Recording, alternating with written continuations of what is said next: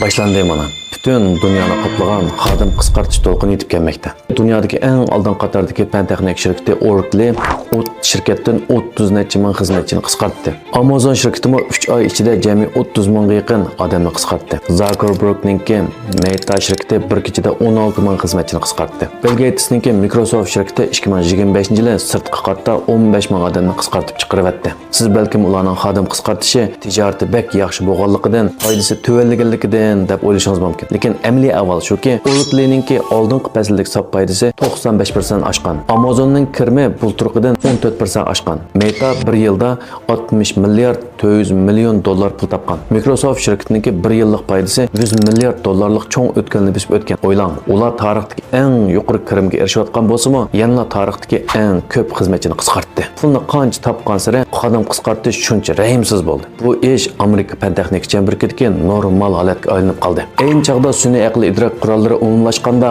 nurg'un kishilar tavakkulchilik qilib, AIning yordami bilan bir haftada 3 kun ishlab 4 kun dam olamiz, hatto kuniga faqat 3 soatli ishlaymiz, qolgan vaqtning hammasida hayotdan huzurlanamiz deb xomxayol qilishga edi. Lekin kim bilsin, AI haqiqatan 3 soatda bizningki bir kunlik xizmat vazifamizni tamomlay oldi. Lekin xizmatchilarni yaxshi turmushga erishtirmasdan, balki xizmatchilarning o'rnini tortib oldi. Bundaq bir o'xshatish bor. Etizda ishlaydigan mashina kashf qilinganda eng xushal bo'ldigini kalib olgan. Ular endi etizda ishlamaydigan bo'ldik. Buningdan har kun uyda o'tirib, hayotdan huzurlanamiz, kaliliq hayotimizni suramiz deb o'ylagan. Lekin o'ylamgan yerdan kalining qimmati etizda ko'rilmasa, ems ularning egisi kalining go'shtini dasturxonga olib chiqmay amal yo'q-da. Mana bu rejimsiz ijtimoiy reallik. Bu qitimqi AI inqilobimi o'xshashli shundoq. AI qurollarini ishlatishdan burun xo'jayin sizga bir oyda 3000 yuan maosh beradi. AI qurollarini ishlatgandan keyinmi xo'jayin yana sizga bir oyda 3000 yuan maosh berdi. Undaqda AIning xo'jayin uchun zodi qanday ahamiyati bor? Biz cho'qim shuni aniq bilishimiz kerakki, AI moyatda bir xil yangicha ishlab chiqarish vositasi, yer va mashinaga o'xshash. Ularningki hammasi kapitalistlarningki foydalanish quroli. Uning ustiga bu qatam mablag' solinsa, uzun muddat ta'xirsiz ekspluatatsiya qilinadigan qurol. U maosh talab qilmaydi, ish tashlamaydi. 24 soat to'xtamay ishlab kapitalistlar uchun uzluksiz foyda yaratib berdi. Cho'ng kapital nuqtasidan qaraganda AIning paydo bo'lishidagi eng cho'ng ahamiyati shuki, u kapitalni odam kuchiga bo'lgan beqinishdan bevosita aylanib o'tish imkoniyati ega qiladi. Pul tepishning bir qadami oziydi. Pul bo'ladigan odam oziydi. Uning foydasi tabiiy oshadi. Undaqda nima uchun bu qatimqi AI o'rnatish to'lqini oldi bilan aloqadori, pul muomala, qonun, tibbiy dorigarlik qatorliq sohalarni nishonlaydi. Bu sohalar AIga eng oson almashtirilganligi uchun emas, balki bu sohalarningki odam kuch tanlarxi texnik yuqori bo'lganligi uchun. Siz hozir duch kelayotgan kasbiy krizismi sizning yetarli tirishmaganligingiz emas, balki sizning o'rningiz bek qimmatli bo'lganligi uchun. Shunga kapital sizni nishonlagan. Xizmatchilarni qisqartib ko'p miqdordagi mablag'ni tejab qolgandan keyin kapital bu tanlarxni sop foydaga aylantira oladi. Shuning bilan bir vaqtda xodim qisqartish orqali bozorga unumli yuksaltirishninki aktiv signalini yetkazib, pay bahosini yanama o'stirib, shu fan texnik shirkatlarining pay qiymatini oshirdi. Kapitalistlar bo'lsa, orqada turib, g'oyat zo'r foyda qilishdi. Nemishqa 2026-yili Forbes tizimligida 30 yoshdan tuvan milliarderlarning soni tarixdagi rekordni yaratdi. Chunki AI inqilobining yetib kelishi boylikningki eshishini tez suratda cho'ng kapitalning qo'liga markazlashtirdi. Uning pul tepish surati bag'ansir tizlashdi. Boylik to'plash surati kishilarning turmushidan ishib ketdi. Eng qo'rqinchli sizning xizmatingizdan ayrilib qolishingiz va kapitalistlarning texnik boy bo'lib ketishi emas, balki sizning majburiy holda AIning o'ziga aylanishingiz. Shuning bilan AIning texnik ko'p kishilarning boyligini tortib olishini keltirib chiqarishi. Bu gapimni tushundingiz yaxshina? Men sizga tushuntirib qo'yay. Amerikada bir ayol ishsiz qolgandan keyin yashash uchun sonliq ma'lumot belgilaguvchi bo'lgan. Uning kundalik xizmati AIga gap qilishni o'rgatish, AIni texnik aqliy iqtidorli qilish. Udillik qilib aytganda, bu insonlarning tajribasini AIga yuguzib, AIni texnik kuchli qilish. Hozirgi sonliq ma'lumot belgilash butun Amerikada eng tez o'sayotgan kasb. Sonsizlagan Amerika ixtisoslari ishsiz qolgandan keyin o'zining xizmat mahoratini AIga qilcha oymay topshirib berishga majbur bo'ldi. Ondan AI keyingi turkum kishilarning o'rnini oldi. Bir to'rdosh haqiqiy bir voqeani to'rga chiqargan. U xizmatdosh bilan tushdan burun birga ishlayotgan. Tushdan keyin uning xizmatdoshi shirkat tarafidan ishdan qoldirilgan. Eng qo'rqinchli shuki, shirkat xizmatdoshining turli uchurlarini AI cho'ng modeliga kirgizib, uni shu xizmatdoshining iqtidoridan tuzilgan bir AI sonliq ma'lumot odami hosil qilgan. Bu sonliq ma'lumot odami xizmatdoshining talaffuzida savollarga javob beradi ekan, uning texnikasi bilan kod yoza oladi ekan, uning barliq xizmat iqtidorini mukammal o'rnay oladi ekan. Bu xuddi sizningki jismingiz shirkatdan ayrilgan bo'lsa-mu, lekin ruhingiz yana shirkat uchun ishlayotgandek ish.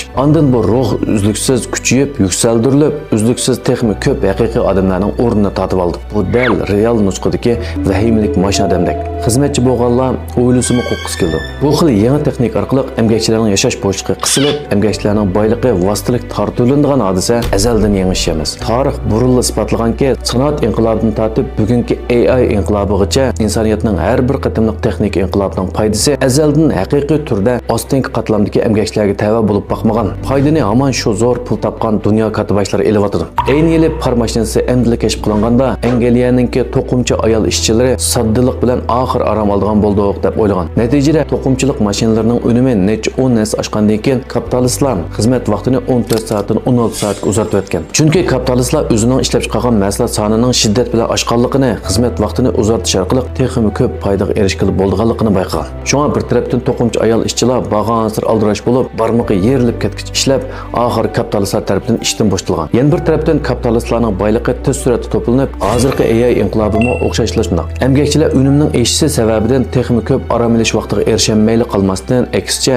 AI o'rnini elish bilan kapitalistlar xodim qisqartishdan iborat qo'sh besimga duch kelmoqda. Hozirgi oliy maktab o'quvchilari uchun texnik tas. Bular jamiyatdagi kishilar bilan raqobatlashib qolmasdan, hatto iqtidor cheksiz bo'lgan AI bilan raqobatlashib ishga o'rinlashishga majbur bo'lmoqda. Shuning bilan bir vaqtda butun dunyodagi fan texnik cho'nglari yana qasdan AI ni tashviq qilyapti. Ular AI ni yo rak kasalini davolaydigan yoki dunyoni vayron qiladigan ikkilamchi mavjudlik qilib ko'rsatyapti. Siz ularni dunyoni ogohlantiryapti deb o'ylashingiz mumkin. Amaliyotda ularning haqiqiy maqsadi texnikaning kontrol qilib bo'lmaydiganligidek vahim paydo qilib, AI ni oz sondagi kuchliklarning qo'lida muvofiq kontrol qilish.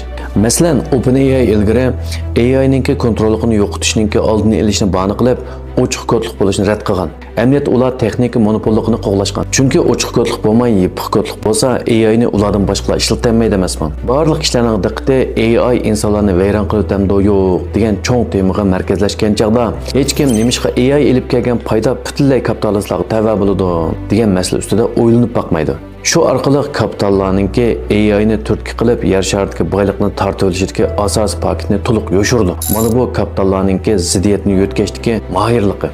Shunga biz cho'qim AI yaratgan boylik kimga tava bo'ladi, fan texnik inqilobining foydasi qanday taqsim qilinishi kerak degan ikki yadroliq temani o'ylanib beqishimiz kerak. Bo'lmasa atalmish AI inqilobi faqat ko'p sondagi kishilarning baloyi ofati, oz sondagi kishilarningki g'alavatiga aylanib qolamdi qanday? Endi siz Elon Musk, Zuckerberg qatorliqlarningki AI kelgusida umumlashsa hammadan jabot atmaydi, uyda yetib halovat surdi, mash odamlar uchun ishlab qimmat yaratdi degan qiyoslarni to'xtamay deyishning sababini tushundingizmi? Ajiba bir mashina odam o'zichila bir tonimaydigan odamdan qishig'i kelib, uning uchun ishlab uni boqanda kulgulik-a. Endi siz bu AI ningki taraqqiyotiga qanday qaraysiz? O'ylaganlaringizni inkos rayini qoldirib qo'ying, biz birlikda o'rtoqlashaylik.